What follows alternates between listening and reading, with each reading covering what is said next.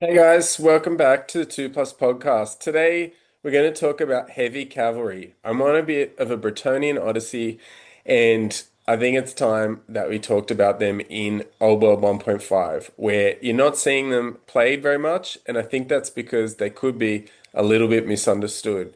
So, to start with, the new meta game changed everything really, and infantry got better, and then Cathay was released, and it looks like that heavy cavalry are no longer the shock troops that they might have been in 6th edition, or the glass lancers that 8th edition players talk about them being as well.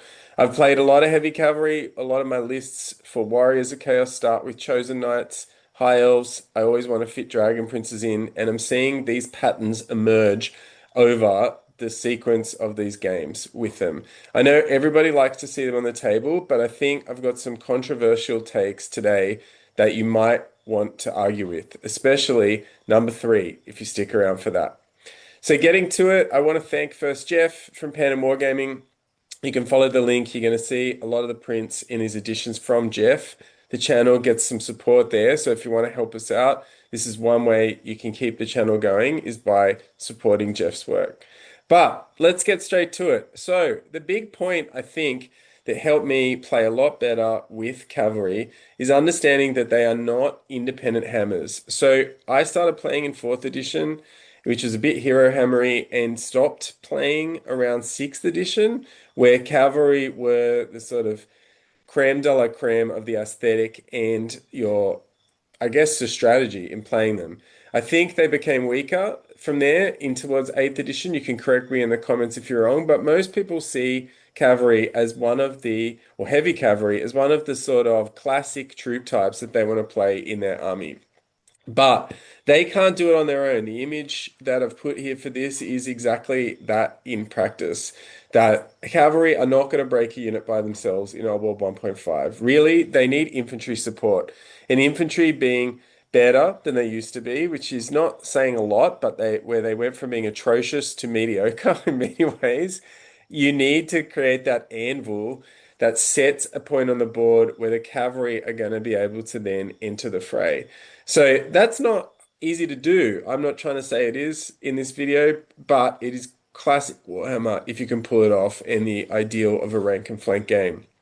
Really, what we're saying is you win with combined timing. If you can get a combo charge, even better. You can go back to Paddy's video on what we call the double hammer here, which will be more specific later on in this video, but you need to sort of multi-charge with them. They are not a solo shock unit that comes in and wins a combat on their own anymore. They just don't, they whiff on the attack.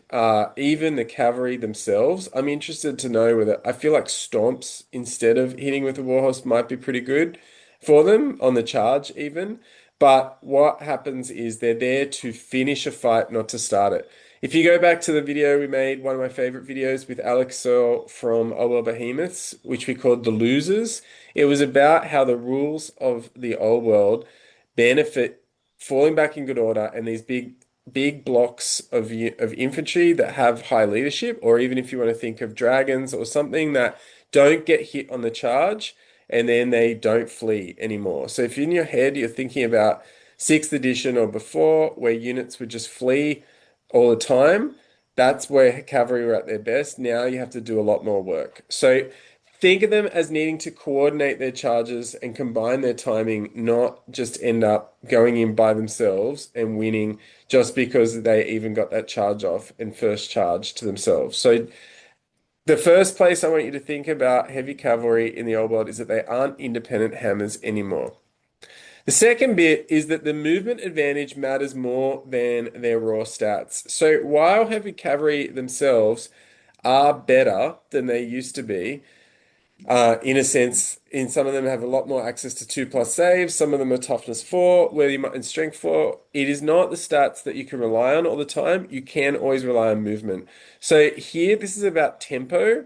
The one thing you can control, and it's probably a metric that we don't talk about enough, is how movement and being able to not get hit or to choose your battles can invalidate entire units. We hear sometimes in the comments that, oh, you sent this unit and it costs this many points.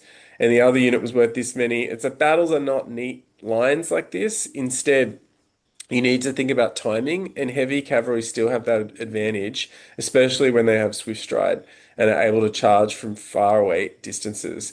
The angles that you get to side engagements. The game that I played against Mike Bastow's Nuln army on this channel, High Elves versus Nuln, was a great one where you really want, especially if you have drilled, your heavy cavalry to come in at a just under or over 90-degree angle so that when they connect, they're hitting the flank of your opponent. What that means is you'll then close the door and be perpendicular to their battle line, and then any overruns are likely to leave you in an advantageous position in for future charges, especially if you're able to wipe them out, catch the curs, and go pursue directly forwards from yourself. So that positioning really adds up to create a lot of value for heavy cav. You're looking at expensive one wound models like the Chaos Knights that I like to run are chosen up to 45 points each. That's a hell of a lot for something that in this metagame can be taken down by shooting quite easily. So you really need to sort of ride them a lot wider than you think. Plopping them down in the center of the battlefield is not great. So instead, think of them as being on the flanks, and where these units, like even the extreme flanks, because of their mobility and bringing them in. So don't trade. You can't trade with these units. You need to think their raw stats aren't going to win you battles. They're not great enough to go in against infantry. If you add up, say, 2 infantry for a heavy cavalry model, like elite infantry, you're going to find that you probably rather have the elite infantry with the new bonuses that they get. So try to think that you're not there to trade at all. You have to break units. And so with number one, where you need to make sure they're not going in by themselves, use your movement to an advantage. And even if it takes you multiple turns to get into a position, don't waste that opportunity, especially as a lot of those units with first charge are only going to get that once. So if you're going to play heavy cavalry, you really need movement phase dominance. You've chosen to invest in these units. Make sure that you are positioning them even to the point where you might not like to think of yourself as someone who, dwarf players are already dwarf players for a reason, and even orcs and goblins players lean in this direction. But make sure that your heavy cavalry is not going to be attacked by other units before you can get your charge in first. You really need to make sure that you are lining up your charges, even if it's in later turns, to your own advantage. Make sure your movement matters more than relying on winning a fight without it. All right, this is a bit of a controversial one, as I alluded to at the start. But did cavalry get better because everything else got worse? We're still in the upswing. The last video was about the Sky Lantern and how at a tournament level, we're dealing with the Lantern wiping out infantry, and heavy cavalry might fall into this basket where its statistics are so bonkers, but it's getting watered down around the world, and undead infantry also are sort of getting a bad rap. Beyond that, there is a competitive tier of armies where really the game is fantastic. And underneath that, people were starting to realize how to use infantry, which got that boost in 1.5. But did they get better, or is there just more of them overall? We felt like, and you can argue about this, did infantry actually weak? And I'm not saying they got weaker individually, but having more of them has made more units more relevant. And that's a good thing for the game. But in many ways, one of the reasons why infantry was not great to begin with in the format was that everything is good against infantry. All the units over the eras of Warhammer, the power creep and the bloat that has come in from the end times era of selling all of their models, they're all made with the reference point about how good they are against infantry. And to get infantry back as something that's playable, there's been boost, sure, but probably you need to start watering down some of these other units and what they can do with a template, or how they can attack an infantry block and invalidate a lot of the advantages it has. So the meta at the moment might favor trading, and what you're looking at here is you don't want to get that like infantry into infantry. We talked a bit at the start, well, who would want to charge? But what you're actually seeing is a lot of infantry fights, and the objectives are making sense that infantry is clashing in the middle of the board. And even if you're playing Graveguard, it's going to get stuck. And people have had success with things like Iron Demons lining up charges against those blocks. and are starting to think, well, what can I do to compete against a big infantry anvil in the middle of the board? It means that there's more vulnerable bodies. And even though resurrection could be there in some of their games, that the way you beat that is putting in enough that can beat these units with the combined charge of something like heavy cavalry. So in that sense, if there's more to charge at, heavy cavalry with first charge, with their ability to get into the flanks, with their ability to be mobile that we saw in the first two slides, have an opportunity here to break those infantry on infantry combats that might be occurring in the middle of the board. So that advantage where heavy cavalry, I guess, could be used to get around in the middle in the time before, I'm saying put them on the side and wait for combats to form. And then the fact that you can come in and get combat res by killing a bunch of infantry might be one of the few ways that you're going to get that damage back to start with. The fourth thing, and this is on top of that, is that the real weapon that cavalry have is combat resolution. So I like the role of combat resolution in the game. I think that winning combats, I want to see units fight, but when you look at the roughly 4+ to hit, 4+ to wound, 4+ to save, you're not getting many of those through. I think that's what 1/8 of those is going to be a successful dice roll. I like the units that can roll a lot of dice. I like that infantry now gets a lot of attacks and that you've got a fistful to throw on the table and see how many sixes or fives you can pull off. But winning by combat resolution is a skill, and I think that cavalry have a role to play here as well. So leadership checks matter in the game, even if you are demons or undead or tomb kings, which I think have an undercosted advantage in this area. Having recently moved back to playing a mortal army, I was shocked at how much you have to manage leadership as a resource.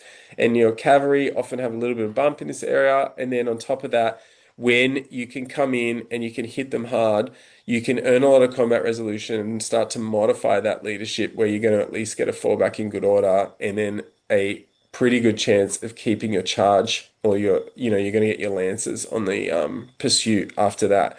So removing ranks reliably is a big deal. So whether you're coming into the front with your first charge or you're just coming into the side with unit strength 5 or greater and unit strength 10 against heavy infantry, you need to be able to remove those ranks. So on one hand, you're taking away that +2 or 3 that your opponent is getting, and then hopefully, I'm seeing more of this around. You might even have a big block yourself. And so if you can be, you only need to have that fifth model to get the unit strength 10 advantage.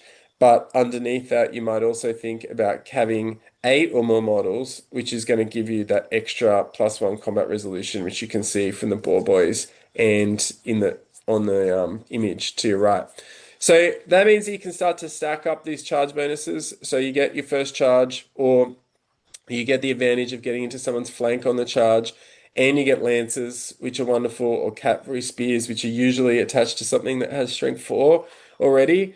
While there's a big difference in the format with strength 5 and strength 6, you can reliably, with cavalry, especially if you're attacking a set combat, really provide that advantage in combat resolution from stacking up. I've always found the flank, especially obviously the rear charge bonus, to be backbreaking. You're often carrying in a standard, an additional standard there as well, and that's going to help. Like the BSB could sit in this unit too, and it really start to rack up the bonuses. So adding that extra close order, if you can get it, helps. But taking away their rank bonus is a really big deal. So once you can do that and you can break units, the panic that can run down is an old school Warhammer technique, but this is really what the game is about with heavy cav and to some extent chariots. You really need to take your time to position them well so that you're going to break the unit on the charge. All right, so the fifth one, and this is another slightly controversial one, but maybe you need 2 units that I might be just playing a sort of no pegs Bretonia situation at the moment and feeling like I need more to make it work. But I do think with some experience with High Elves and needing to play Silver Helms and Dragon Princes or playing a range of Chaos Knights, you do need the 2 cavalry to make this work. I don't know I don't think they're that expensive to run these units. So having the two units is going to multiply that threat. It's also going to give you some redundancy if one of those units is going to get shot. So you got to decide how much to invest. But if you're following these precepts of having them out of line of sight and using their mobility to take time to get into position and not just throw them out in the middle of the board where they can be picked off, especially by lucky shots by randomly equipped units, then if you've got two units, you can multiply that threat and you can maybe even have them on opposite sides of the board. I think if you have them together, these angles, like you can see, you can work different angles on the board where if a unit is then going to rally, or fall back in good order, or flee and then rally from an attack. You can have waves of attackers, and it's going to suit that idea of can you take the first hit and hang on. Cavalry versus cavalry provides a sort of countercharge aspect to this as well, where do you have that defensive potential with them as well to get in, and then hopefully the next turn your other unit comes in and breaks the combat. It takes a bit of skill to get this right and anticipate how that works and open up the Fabigo angle and open up make sure the ability you have the charge available to yourself next turn. But if you start to experiment with these sorts of staggering of units, it's very rewarding Warhammer. So if you have multiple units, it's easier to look at your opponent misdeploying. If you've seen where Paddy's last video on deployment, there is a lot of skill in deployment. I think it's one of the biggest levers that you can use to your advantage. You gain a lot of time. It's very difficult in this format with a lot of fast units to overcome a disadvantage on one, like your left or right flank. You really have to either give it up. You sort of can't contest all three flanks, all parts of the board, unless you have a very strong list mismatch in this game. If you have multiple cavalry units, it puts a lot of pressure on armies straight away, especially like at the moment, you can be very vulnerable in a shooting metagame, but the antidote is often just the full send, and if you're on the extremes of that, it's much harder for those units to sort of maintain the sort of tension about which unit they're going to fight next.